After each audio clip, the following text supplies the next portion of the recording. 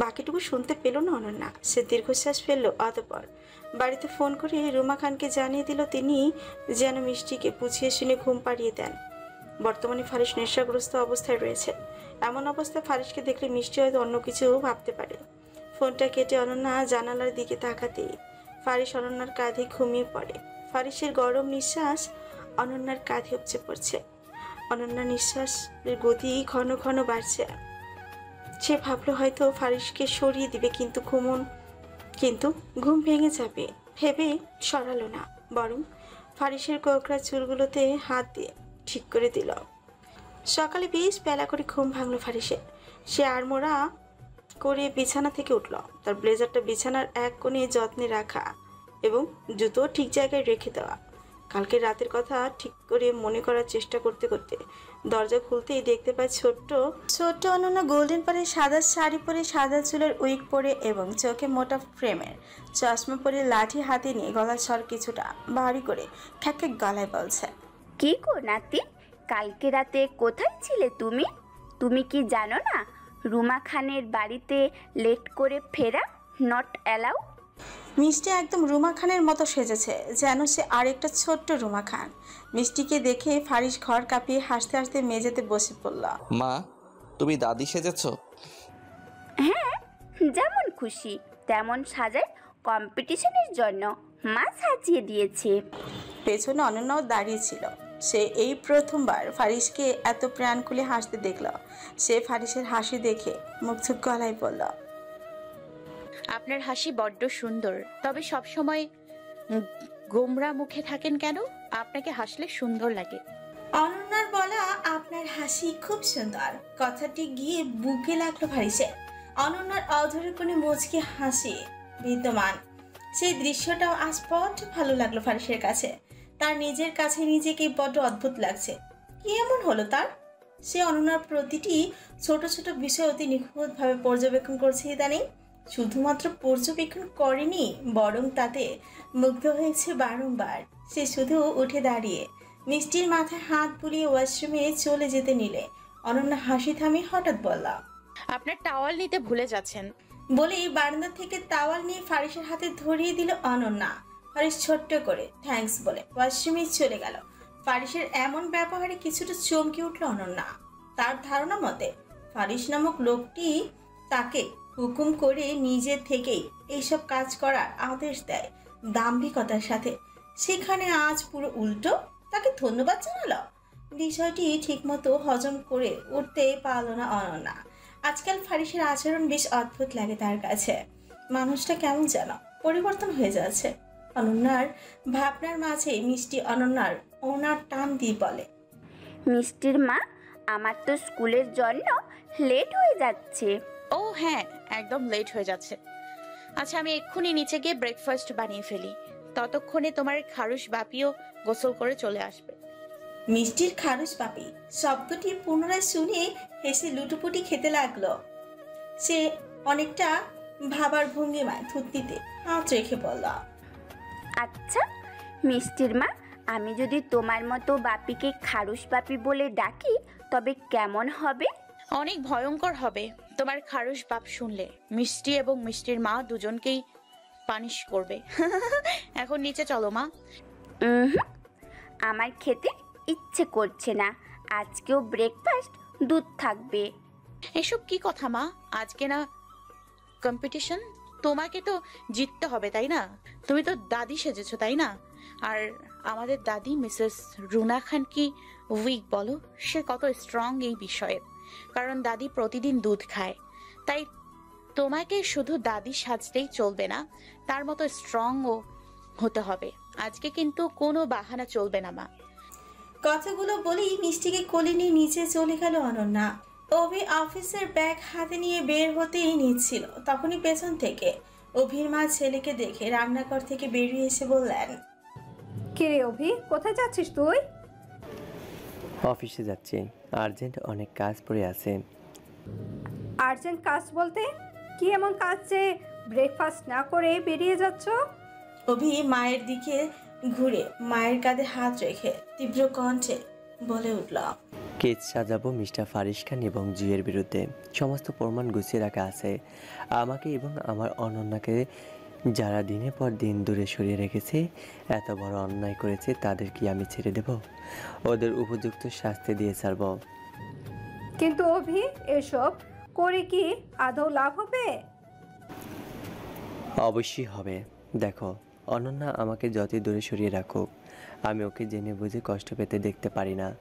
ফারিস খানের মতো জঘন্য মানুষের অত্যাচারের মধ্যে আমি আমার অনন্যাকে কিছুতেই থাকতে দেব না। ফারিস খানকে জেলে ফাটিয়ে আমি আমার অনন্যাকে নিয়ে আসব। তারপর সকলের সামনে সামাজিক মর্যাদা দিয়ে আমার ভালোবাসার মানুষকে আমার বউ করে গড়ে তুলব। অভির মা নিষ্পলক ছেলের দিকে তাকালেন। তার ছেলেটা বড্ড ভালোবাসে অনন্যাকে, কিন্তু তার ভয় হয় এত ভালোবাসার কারণে কিছু কিছু মানুষ দিন শেষে তার ভালোবাসার মানুষকে হারিয়ে ফেলে। অভির বেলায় তা হলে কি হবে তখন? অভির মা বললেন, তোমাকে কেমন দুশ্চিন্তগ্রস্ত লাগছে? কেমন যেন ভয় করছে। বারংবার শুধু বিয়ের দিনে বলা অনন্যা কথাগুলো মনে পড়ছে। মনে হচ্ছে কি মনে হচ্ছে? মনে হচ্ছে বিচ্ছেদ অতি নিকটে, কিন্তু বিচ্ছেদের স্বাদ যে বড় বিষাদময়। সইতে পাওয়া ক্ষমতা কই। অপরদিকে অনন্যা মিষ্টিকে কোলে নিয়ে টেবিলে বসিয়ে দিল রান্নাঘরে। অতঃপর টেবিলে একে একে খালেদ খান, রেশমি খান, আরশ এবং এনাও চলে আসলো। সকলেই বেশ মুগ্ধ হয়ে মিষ্টির দিকে তাকালো। এনা মিষ্টিকে কোলে নিয়ে বলল, আমার মিষ্টি ফুপি বুঝি আজ দিদি সেজেছে? বাহ, একদম পুরো দিদির মতো দেখতে লাগছে। পুরো জুনিয়র দাদি লাগছে আমার চাচ্চুকে। Thank you. এনাও বলেছো না বলে মিষ্টির গাল টিপে দিয়ে হেসে উঠল।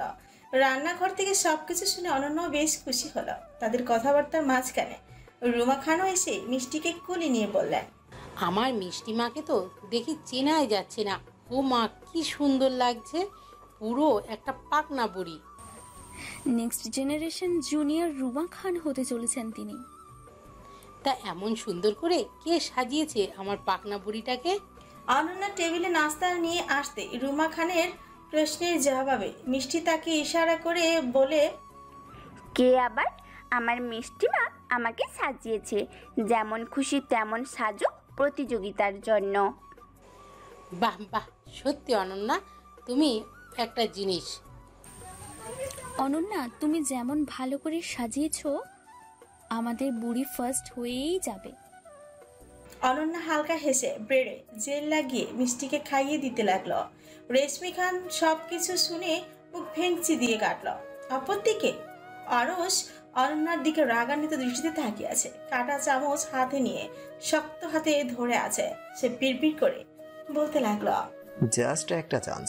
তোমার জন্য আমার বোনকে বাড়ি থেকে বের হতে হয়েছে। আমাকে এবং আমার মাকে এত বাজেভাবে অপমান করা হয়েছে। আমি তো তোমাকে কিছুতেই ছাড়বো না অনন্যা। চরিত্রহীনার ট্যাগ খুব ভালোভাবেই লাগিয়ে দিব তোমাকে। আরশ খান তার শিকার ধরতে কখনো ভুল করে না। এমন ভাবে কি দেখছিস আরশ? মনে হচ্ছে যেন চোখ দিয়ে গিলে ফেলবি। হঠাৎ ফারিসের এমন কথা শুনে দ্রুত পিছন ঘুরে তাকায় আরশ। ফারিসের আস্তে করে কথাটি বলায় আরশ ছাড়া তেমন কেউই শুনতে পায়নি। আরশ নিজের দৃষ্টি সরিয়ে কিছু বলতে চাইলে ফারিস পুনরায় আরশের কানে ধীর কণ্ঠে বলে উঠল, সেই প্রবাদ বাক্যটা মনে আছে আরশ? পিপিলিকার পাখা গজায় মরিবার তরে, so be careful my brother. Faris আরশের কাঁধে হাত রেখে কথাটি বলেই আরেকটি চেয়ারে নিয়ে বসে পড়ে। আরশ শুকনো ঢোক গিল। সে বুঝতে পারছে না ফারিস তাকে কি বোঝাতে চাইছে। ফারিস কি কোনোভাবে তাকে থ্রেট দিচ্ছে? আরশের ভাবনার মাঝে রুমা খান খালেদ খানকে প্রশ্ন করল, তোকে এত চিন্তিত লাগছে কেন খালেদ? কিছু হয়েছে? খালেদ খান মাথা নিচু করে বসেছিলেন। মায়ের এমন কথা শুনে অসহায় ভঙ্গিতে ফ্যালফ্যাল দৃষ্টিতে ফারিসের দিকে তাকালেন। অতঃপর বললেন, ফার্সি একটা কথা বলবো বলে ভাবছিলাম, অনেকক্ষণ যাবৎ। রাগ করবে বলে ঠিক করে বলে উঠতে পারিনি। কি কথা? খালেদ খান বলার পূর্বে মিষ্টি ঘড়ির দিকে তাকিয়ে বলল, আমার কম্পিটিশন তো এক্ষুনি শুরু হয়ে যাবে। অন্য তড়িৎ গতিতে ফারিসের হাতে ব্যাগ ধরিয়ে বলল, আপনি তাড়াতাড়ি মিষ্টিকে নিয়ে যান, লেট হলে আবার মার্কস কেটে নিতে পারে। ফারিস দ্রুত চা শেষ করে মিষ্টির ব্যাগ হাতে নিয়ে মিষ্টিকে নিয়ে বাইরের দিকে চলে গেল। তাদের পেছন পেছন দরজা অবধি এগিয়ে দিতে অনন্যাও পিছন গেল। এমন দৃশ্য দেখে মুচকি হেসে রুমা খান ধীর কণ্ঠে বলল, বর্তমানে একটি সুন্দর ফ্যামিলির সিকুয়েল চলছে। বাবা মা এবং তাদের মিষ্টি মেয়ে বেশ মানিয়েছে। কন্টিনিউ। এত সব কিছুর মধ্যে খালেদ খানের সেই জরুরি কথাগুলো বলা হয়ে উঠল না, অথচ কথাগুলো অত্যন্ত জরুরি। তিনি আজ করতে পারছেন, আজ বাড়িতে বেশ বড় ঝামেলা হবে। অনন্যা রান্নার মাঝে ভাবলো মরিচ গুঁড়ো দেওয়া প্রয়োজন, তরকারিতে ঝাল না হলে ভালো লাগে না। যদিও ফারিস ঝাল তেমন খেতে পারে না, কিন্তু সামান্য পরিমাণ হলেও অনন্যা রান্নাতে মরিচের গুঁড়ো দেয়, এতে তরকারি সুস্বাদু হয়। অনন্যা ওপরে তাকিয়ে দেখলো বেশ বড় সেলফ মরিচের গুঁড়ো রাখা। অনন্যার পাশে পাশে কেউ নেই যে তাকে ডেকে বলবে, শোনো ভাই, ওপরের সেলফ অবধি আমার হাত পৌঁছচ্ছে না। আমি খাটো মানুষ তো, একটু পেরে দেবে? রান্নায় ঝাল মিশিয়ে মিস্টার খারুশ খানকে আজ উচিত শিক্ষা দিব। কিন্তু তা বলা হলো না অনন্যার। আশেপাশে কাউকে দেখতে পাচ্ছে না সে।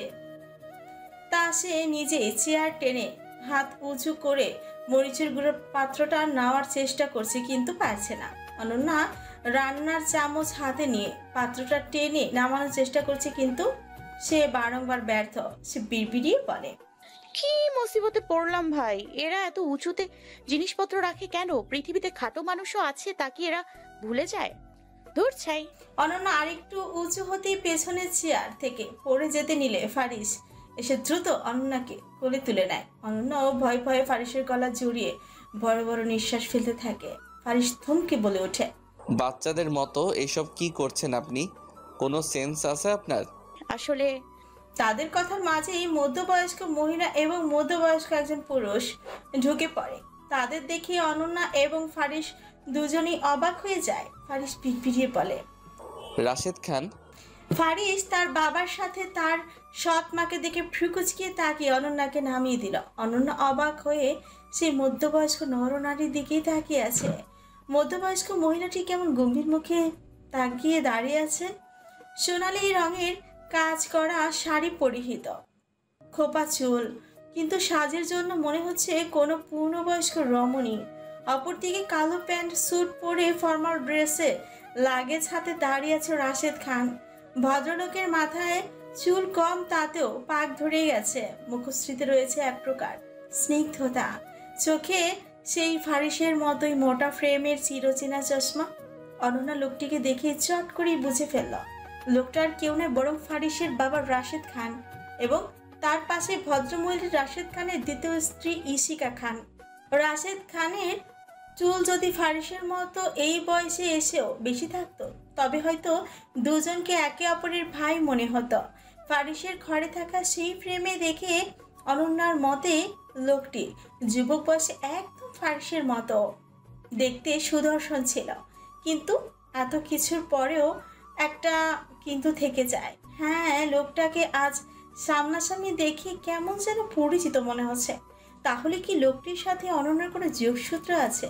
অনন্যার ভাবনার মাঝে লোকটি এগিয়ে আসলো অনন্যার দিকে। অতঃপর স্তম্ভিত গলায় প্রশ্ন করল, মা, তোমাকে কেমন পরিচিত মনে হচ্ছে? তুমি কি লতিফের মেয়ে অনন্যা? অনন্যা অবাক হয়ে গেল। ফারিসের বাবা এবং তার বাবা কি পূর্ব পরিচিত? ইশিকাও কেমন অদ্ভুত নয়নে অনন্যার পানি চেয়ে রয়েছে। তা দেখে অধরের কোনো বাঁকা হাসি ফুটে উঠল ফারিসে। সেই অদ্ভুত হাসির কোনো মানে খুঁজে পেল না অনন্যা। অনন্যা কোনো প্রকার জবাব দেওয়ার পূর্বেই উপর থেকে রেশমি খান, আরশ এবং এনা ছুটে নেমে আসে।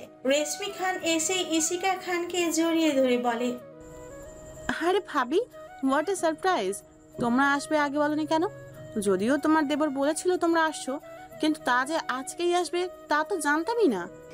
খালেদ সবই জানতো, কিন্তু কাউকে বলেনি, কারণ আমরা সারপ্রাইজ দিতে চেয়েছিলাম বলি এনা এবং আরশের মাথায় হাত বুলিয়ে সামান্য হাসলেন ইশিকা খান। এনা ইশিকার হাত ধরে প্রশ্ন করল, কিন্তু ইরাশ ভাইয়া এবং ইয়ানা আপু আসেনি? ওরা হয়তো কাল পরশু আসবে। আসলে ঈশারের কয়েকটা আর্জেন্ট মিটিং আছে এবং ইয়ানারও কালকে একটা এক্সাম আছে। হয়তো ওরা কালকের ফ্লাইটেই ধরে চলে আসবে, ডোন্ট ওয়ারি। সকলের কথাবার্তার মাঝে রুমা খানও চলে এলেন। তিনি এসে রাশেদ খানকে দেখে বললেন, আমাদের কথা মনে পড়লো তবে? অনেক বছর পরে দেখলাম তোমায়, আমায় তো তোমরা ভুলেই গেলে। আরেকজনের কথা কি আর বলবো, আমি যে তার বাবা, এত বছর পর এসেছি, তবুও কোনো হেলদোল নেই। রাশেদ খান কথাটি যেন ফারিসকে উদ্দেশ্য করেই বলেছে তা সকলেই বুঝতে পেরেছে। রুমা খান ভয় পেয়ে যান, বাবা ছেলের যুদ্ধ আবারও শুরু না হয়ে যায়, এই ভয়ে তিনি আড়ষ্ট। ফারিস শান্ত ভঙ্গিতে দাঁড়িয়ে থেকে সোফায় গিয়ে বসে পায়ের উপর পা তুলে বসে থেকেই জবাব দেয়, যেই ঘৃণিত ব্যক্তিকে আমি বাবা বলে পরিচয় দেইনি, সে কি করে এমন এক্সপেকটেশন আমার থেকে রাখে আমি আদৌ বুঝে উঠতে পারি না। ফারিসের এমন কথা শুনে রাগে ফুঁসে উঠলেন ইশিকা খান। তিনি তচ্ছিলের সুরে বললেন, কী সব ব্যবহার ছি! নিজের বাবাকে অবধি এই ছেলে আজ পর্যন্ত সম্মানটুকু করে উঠতে পারলো না। যাই হোক, মা যেমন ছেলে তো তেমনই হবে। ইশিকার এমন কথা শুনে রাশেদ খান হালকা স্বরে বলে, ইশিকা, তুমি আবার ওইসব কথা তুলে আনছো কেন? আমি আমার বাড়িতে কাকে কিভাবে ট্রিট করব, it's only my opinion Mrs Rashed Khan. হ্যাঁ, এই নামের ট্যাগ পাওয়ার যোগ্য আপনি, কারণ আমার মায়ের সম্মান অনেক উপরে, অন্তত আপনার মতো মহিলার থেকে। আজ মায়ের শিক্ষাতেই আপনি এখনও আমার বাড়িতে দাঁড়িয়ে আছেন। দেখলে রাশিদ, তোমার ছেলে কিভাবে কন্টিনিউয়াসলি আমাদের অপমান করে যাচ্ছে। এর জন্যই আমি এই বাড়িতে আসতে চাই না। কিন্তু তুমি ফ্যামিলি, ছেলে ছাড়া তো তোমার চলেই না। এত অপমানের পরেও কিভাবে আমি এই বাড়িতে থাকতে পারি? তো কি চলে যাবেন? কোথায় যাবেন? কানাডা? সেখানেরও 70% শেয়ার আমার জাস্ট একটা কল লাগবে আপনাদের কোম্পানি টোটালি ডিস্ট্রয় করার জন্যে। So keep shirt.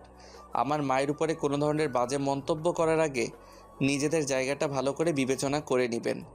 যেই ভদ্র মহিলাকে আপনি অসম্মান করছেন, তার ছেলের দয়াতেই আপনারা এখনও টিকে আছেন। ফারিসের কথা শুনে ইশিকা খান সহ উপস্থিত সকলেই চুপ হয়ে যায়। অপরদিকে দুশ্চিন্তাগ্রস্ত হয়ে পড়ে অনন্যা। ইশিকা খানের যেমন মায়ের তেমন ছেলের কথাটি উত্তর কি দাঁড়ায়? বাবা ছেলের মধ্যে কি এমন হয়েছে অতীতে, যার ফলে এত তিক্ততা? এদিকে কোনোভাবেই তার বাবা লতিফ হাওলাদারও এই সবের মধ্যে কোনোভাবে জড়িত, কিন্তু কিভাবে? যার ফলস্বরূপ ফারিস আজ এমন ভয়ঙ্করভাবে প্রতিশোধ নিচ্ছে তার উপর। কিন্তু সেই অতীত কি করে জানবে সে? অনন্যা হয়তো কিছু বলতে চাইছিল, কিন্তু তার পূর্বে ফারিস উঠে দাঁড়িয়ে পড়ল। মিস অনন্যা, দ্রুত ব্ল্যাক কফি আমার ঘরে নিয়ে আসুন ফার্স্ট। বলেই ওপরে চলে যায় ফারিস। অনন্যাও আর কিছু না ভেবে রান্নাঘরে চলে যায়। এত কিছুর মধ্যেই রুমা খানের একটি বড় খটকা লাগছে। অন্য সময় তো রাশেদ এবং তার স্ত্রী চলে আসলে ফারিস বাড়ি থেকেই চলে যায়, সেখানে ফারিস বাড়িতেই আছে এবং অদ্ভুতভাবে অন্য সময়ের তুলনায় শান্ত আছে। রুমা খান বিড়বিড়িয়ে পড়ল, মনে হচ্ছে বড় কোনো ঝড় আসার পূর্বাভাস বর্তমানে বিরাজমান। অভি তার অফিসে বসে বেশ কিছু ফাইল ঘাটছে। এত কিছুর পরেও তার দুশ্চিন্তা কিছুতেই কমছে না। এত কিছু করার পরও কি আদৌ অনন্যা তার কাছে ফিরবে? সে জানে না, তবে তার মনে হচ্ছে অনন্যা তার ভালোবাসাকে দূরে ঠেলে দিতে পারবে না, কারণ দিন শেষে অনন্যা নিজেও অভিকে ভালোবাসে। অভি ফাইলগুলো পাশে রেখে অনন্যার ছবিখানা বের করে গুনগুনিয়ে গাইতে থাকল, কি জ্বালা দিয়ে গেলাম মরে, নয়নের কাজল পরাণের বন্ধুরে, না দেখিলে পরাণ পরে, কি জ্বালা দিয়ে গেলাম মরে। অনন্যা ফারিসের কফি নিয়ে ঢুকতে দেখতে পেল একটা ট্রাউজার পরে গায়ে তাওয়াল জড়িয়ে ফারিস জেল হাতে নিয়ে চুল স্পাইক করছে আয়নার সামনে দাঁড়িয়ে। অনন্যার চোখ কিছুক্ষণের জন্য সেদিকে আটকে যায়। অনন্যা খেয়াল করেছে চশমা ছাড়া ফারিসের আঁখি জোড়া অদ্ভুত সুন্দর দেখায়। কাঠবাদামি হালকা রং রয়েছে ফারিসের আঁখি জোড়ার মণিতে। অনন্যা বিড়বিড়িয়ে বলতে থাকে, লোকটা খারাপ হলেও দেখতে একদম বলিউড হিরোদের মতো। ইস, আমিও না কি সব বলে যাচ্ছি একজন বিয়াত্তা ব্যাটার নামে। আল্লাহ, ওনার বউ উপর থেকে দেখে যদি আমার ঘাড় মোটকে দেয় তখন? না বাবা, ওনার দিকে ভুলেও তাকানো যাবে না। কি হয়েছে তোর অনন্যা?